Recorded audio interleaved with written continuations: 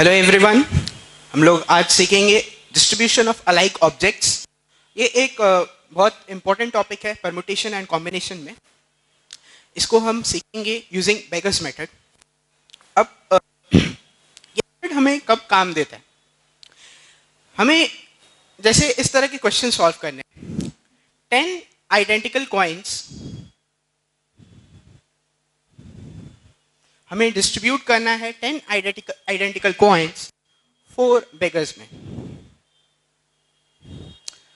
आइए देखते हैं इस तरह के प्रॉब्लम हम कैसे सॉल्व कर सकते हैं। हमने क्या किया, इन 10 आइडेंटिकल कॉइन्स के संग 4 - 1 4 बेगर्स है, तो हमने 4 - 1 3 आइडेंटिकल कॉइन्स को इंट्रोड्यूस कर दिया इस सिस्टम में। अब मेरे पास 10 आइडेंटिकल कॉइन्स ऑलरेडी सिमिलर थे, फिर हमने 3 और फॉल्स कॉइन इसमें इंट्रोड्यूस किया जो कि अपने में सिमिलर है, और इस पूरे सिस्टम को हमने डिस्ट्रीब्यूट करवा दिया। कितने तरीके से ये अरेंज कर सकते हैं। अब सवाल है कि इससे हमारा क्वेश्चन कैसे सॉल्व हुआ। अगर हम इस पूरे डिस्ट्रीब्यूशन मेथड में किसी एक डिस्ट्रीब्यूशन को ध्यान से देखें, जैसा कि इस तरह का डिस्ट्रीब्यूशन 1 2 5,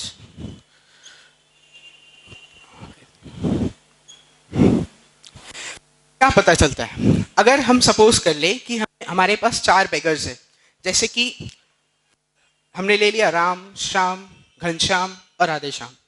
4 बेगर्स है, 10 आइडेंटिकल कॉइन्स को इन 4 बेगर्स में डिस्ट्रीब्यूट करना है। हमने इनिशियली क्या किया, 4 बेगर्स थे, तो हमने 4 - 1 फॉल्स कॉइन्स को इसके अंदर इंट्रोड्यूस कर दिया और इस सारे सिस्टम को अरेंज करने के लिए अरेंज करवा दिया। और इन सारे अरेंजमेंट्स में से हमने किसी एक पर्टिकुलर अरेंजमेंट को घूर कर देखा और हमें क्या पता चला, ये जो पूरे 10 आइडेंटिकल कॉइन्स थे ये एक्चुअली 4 सेगमेंट्स में बट गए। और सेगमेंट किसके हैं? एक राम, श्याम, घनश्याम, राधेश्याम जो 4 बेगर्स हैं उनके ये सेगमेंट्स हो गए।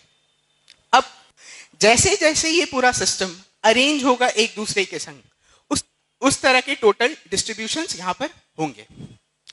जैसे कि अब एक बहुत ही सब्टल कंसेप्ट, जब हमारे पास 4 बेगर्स थे तो हमने 3 फॉल्स कॉइन्स इंट्रोड्यूस किया। ऐसा हमने क्यों किया? रीजन बहुत सिंपल सा है। जब 4 बेगर्स हैं, हमने 3 फॉल्स कॉइन्स को इंट्रोड्यूस करके हमने बेसिकली क्या किया, इस पूरे कॉइन सेगमेंट को एक्चुअली हमने 4 पार्ट्स में डिवाइड कर दिया। इस 4 पार्ट से फायदा क्या हुआ कि इस 4 पार्ट्स के हर एक सेगमेंट्स के कॉइन्स जो है वो पर्टिकुलर बेगर को मिल जाएंगे। इस तरीके से ये पूरा जो सिस्टम है 10 आइडेंटिकल कॉइन्स का 4 बेगर्स में डिस्ट्रीब्यूट हो गया। अब आते हैं इस कंसेप्ट मैथमेटिक्स में। जब 10 आइडेंटिकल कॉइन्स थे, 3 फॉल्स कॉइन्स हमने इंट्रोड्यूस किया, तो टोटल कितने ऑब्जेक्ट्स हो गए? 13। अब 13 ऑब्जेक्ट में से 10 ऐसे ऑब्जेक्ट्स हैं जो अपने में सिमिलर है और 3 ऐसे ऑब्जेक्ट्स हैं जो अपने में सिमिलर है। सो आपको याद होगा परम्यूटेशन एंड कॉम्बिनेशन के कंसेप्ट से, अगर 30 ऑब्जेक्ट्स होते हैं, उनमें अगर 10 आइडेंटिकल होते हैं 1 टाइप के एंड 3 आइडेंटिकल होते हैं अनदर काइंड, तो उनमें टोटल नंबर ऑफ डिस्ट्रीब्यूशन के तरीके 13 फैक्टोरियल बाई 10 फैक्टोरियल 3 फैक्टोरियल हो जाता है। इसको हम इस तरह से भी लिख सकते हैं, दिस इज एक्चुअली 13C3 को अगर याद होगा, CR को अगर आप ब्रेक करते हैं तो it is given by n factorial by r factorial n - r factorial. अब हम लोग इस आइडेंटिकल कॉइन्स और बेगर से इसको कैसे कंपेयर कर सकते हैं? This is given by 13C3। इसको हम ऐसे लिख सकते हैं, 10 + 4 - 1 C 4 - 1। हमने क्या किया, 10 आइडेंटिकल कॉइन्स थे, उनके संग क्या ऐड कर दिया, 4 - 1 बेगर्स है तो हमें 3 फॉल्स कॉइन्स इंट्रोड्यूस करना है। अगर 5 बेगर्स रहेंगे तो हमें 4 आइडेंटिकल कॉइन्स इंट्रोड्यूस करना है। अगर 6 हुए तो 5। तो जितने भी बेगर्स होंगे उनमें से हमें एक माइनस करके फॉल्स कॉइन्स इंट्रोड्यूस करना है, क्योंकि पूरा जो कॉइन सेगमेंट है वो उनसे एक ज्यादा सेगमेंट्स में डिवाइड हो गया। तो इससे हमें पता चलता है कि अगर 10 आइडेंटिकल कॉइन्स 4 बेगर्स, तो 10 + 4 - 1 C 4 - 1 total number of ways of distribution. अब अगर इस कंसेप्ट को हम जनरलाइज कर दे, यहाँ पे तो हमें न्यूमेरिकल नंबर्स दिए हुए हैं, 10 कॉइन्स है, 4 बेगर्स है, अगर इसी जनरलाइज कर दिया गया हो, जनरलाइजेशन कुछ इस तरह का अगर हो, आपको n आइडेंटिकल कॉइन्स दे दिया गया हो एंड r बेगर्स दे दिया गया हो, तो इससे आप डायरेक्टली इस फॉर्मूले को यूज करके डायरेक्टली आप ये निकाल सकते हैं कि total number of ways of distribution क्या होगा। जैसे कि यहां पर आप इससे एनालॉगी कर सकते हैं, अगर 10 कॉइन्स थे, 4 बेगर्स थे, तो आपने 10 4 - 1 सी 4 - 1 किया। उसी तरीके से अगर n identical coins r beggars हुए, अब नंबर ऑफ डिस्ट्रीब्यूशन कैसा होगा, n प्लस r - 1 सी r - 1।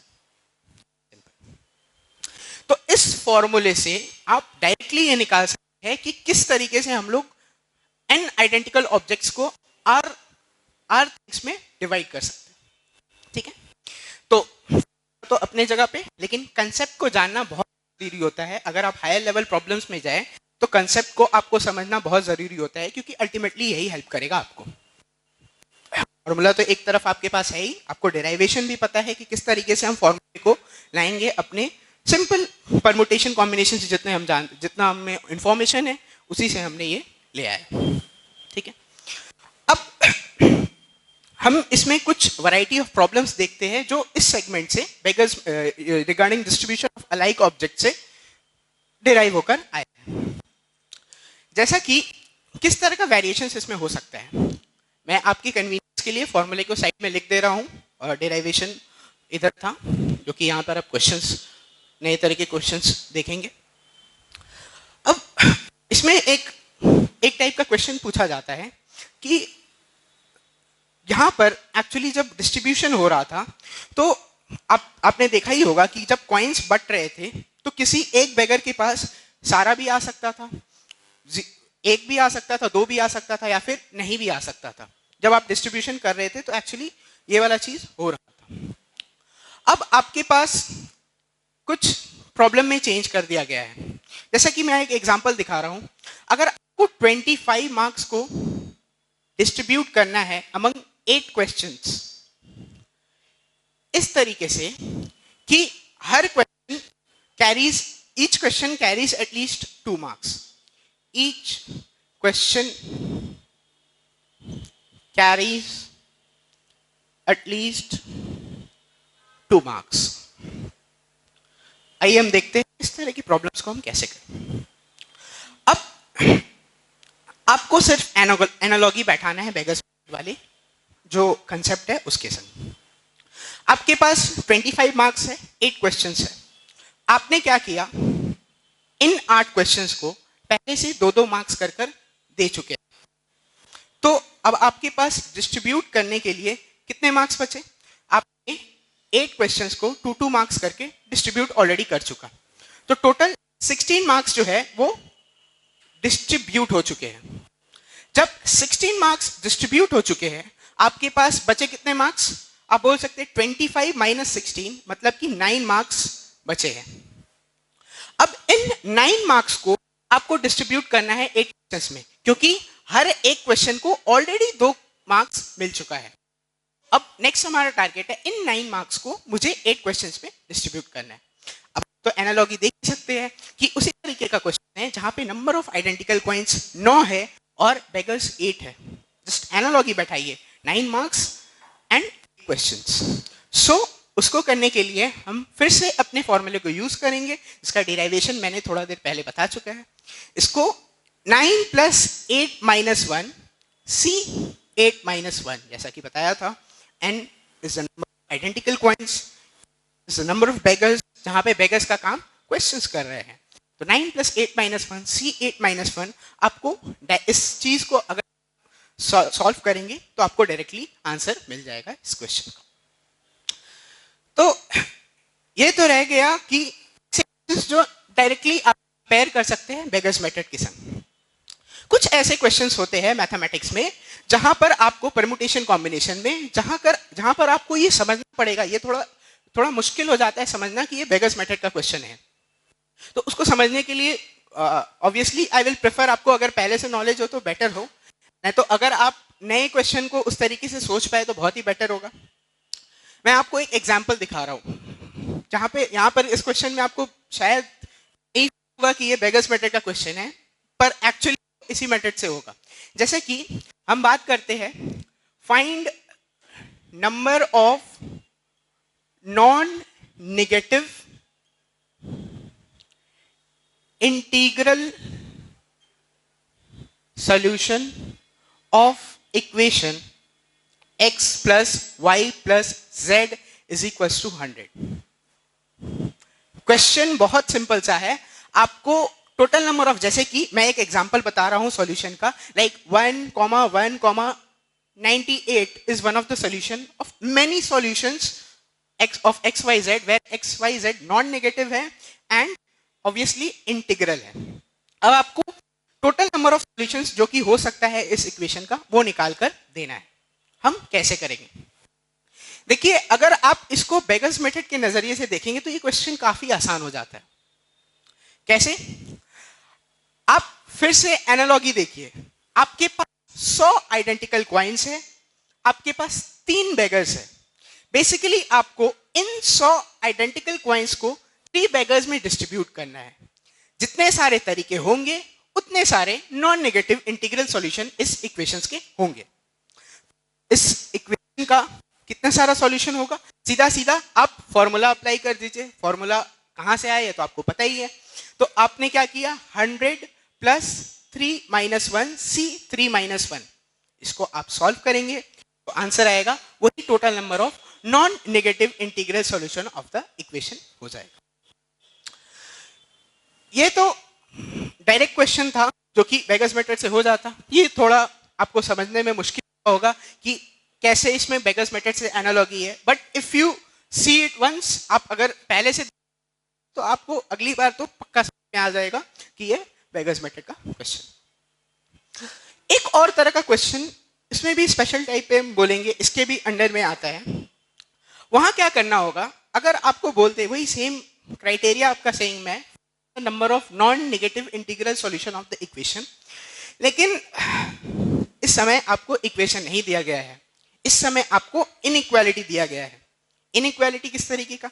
जैसे x plus Y plus Z should be less than equal to 100, इस तरह का क्वेश्चन है। अब ये इनइक्वालिटी हो गया। अब तो ये बहुत ही, अब ये थोड़ा डिफिकल्टी आपको लग रहा, आपको देख ही कर समझ में आ रहा होगा कि डिफिकल्टी बढ़ गया। अब x plus Y plus Z is less than equal to 100। आप एक बार सॉल्व करोगे, एक कॉइन को 3 बेगर्स के बीच में बांटना है, 2 कॉइन को 3 बेगर्स के बीच में बांटना है, ऐसे ऐसे करके 100 कॉइन्स को बेगर्स के बीच में बांटना है और उन सबको ऐड कर देना है। थोड़ा काम मुश्किल हो जाएगा, मगर अपने तो स्मार्ट है। हम लोग कुछ नया तरीका इसमें देखते हैं। हम लोगों ने क्या किया, इन variable x plus x y और z के संग जाकर हम खुद बैठ गए। इसके संग हमने क्या किया, x y z के संग जाकर खुद बैठ गया, अपन बैठ गए, इसमें बैठ गए, बैठकर इसको 100 से इक्वेट कर दिया। और हमने फिर क्या किया, इन 100 कॉइन्स को 4 बेगर्स के बीच में डिस्ट्रीब्यूट कर दिया। मैं आऊंगा ऐसा क्यों किया, पर एक बार के लिए सुन लीजिए, मैंने ऐसा किया। x plus Y plus Z और अपने खुद जाकर वहां पर बैठ गए और उसको इक्वेट कर दिया 100 के साथ। और इन 100 आइडेंटिकल कॉइन्स को हमने 4 बेगर्स के बीच में डिस्ट्रीब्यूट कर दिया। तरीका कितना होगा, 100 प्लस 4 माइनस 1 सी 4 माइनस 1, और यही आंसर है आपका। बट सवाल है ये आंसर कैसे है।